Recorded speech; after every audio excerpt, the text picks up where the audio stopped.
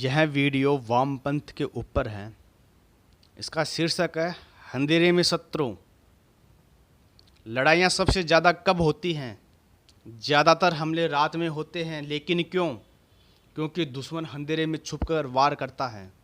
नहीं दिखाई देना एक बड़ी ताकत है, वहीं शत्रु ज़्यादा खतरनाक है जो दिखाई नहीं देता।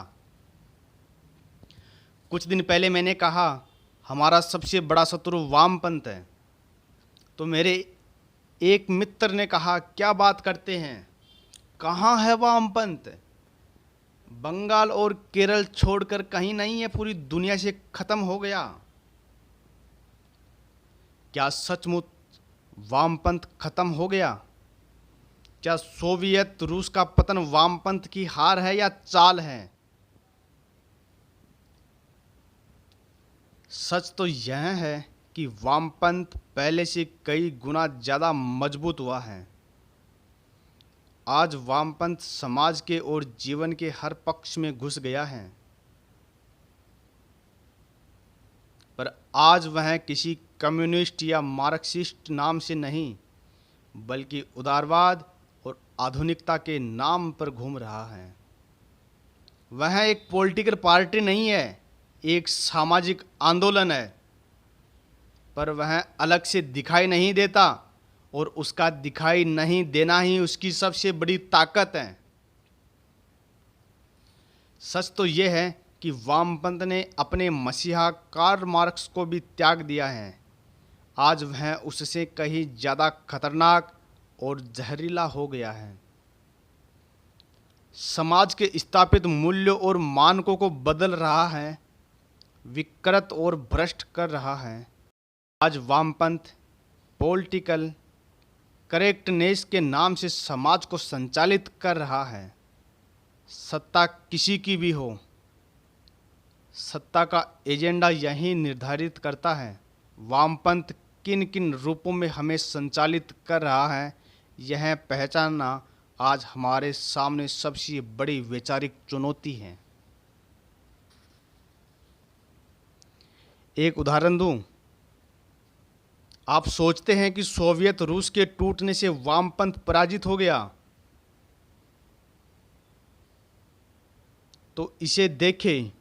क्या आप जानते हैं कि बराक ओबामा और हिलेरी क्लिंटन वामपंथी हैं?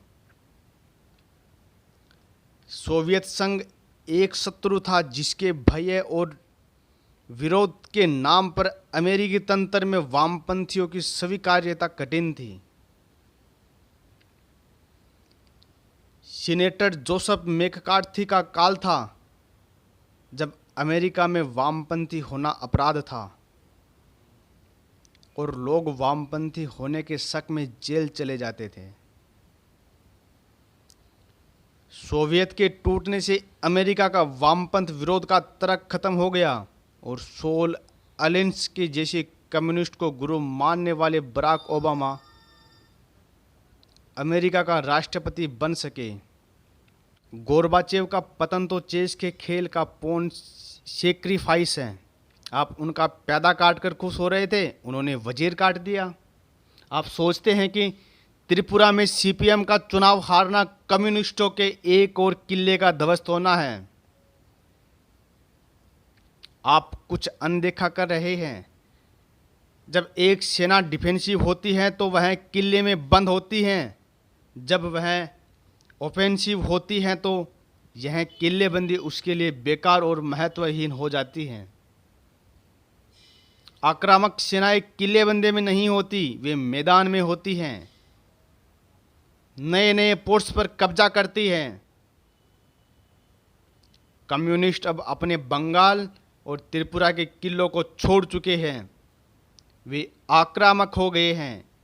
किले से निकलकर मैदान में समाज में आ गए, शिक्षा, साहित्य, पत्रकारिता, कानून के मैदानों में मोर्चा ले लिया है। उनकी सोच इस समाज की स्थापित सोच बन रही है। प्रधानमंत्री की भी उनकी भाषा के विरुद्ध बोलने की हिम्मत नहीं करते, बोलते ही वह विवादास्पद हो जाएगा। शासन उसका नहीं होता जो कुर्सी पर बैठा है, उसका होता है जिसकी बात वह कुर्सी पर बैठा आदमी सुनता है। जिनके सिद्धांत समाज के स्थापित मूल्य हैं, उन्हीं की सत्ता है। जिनके पास पॉलिटिकली करेक्ट की परिभाषा देने का अधिकार है, वह सर्वशक्तिशाली हैं। चुनाव उनाव तो बच्चों के खेल हैं, खेलते रहिए।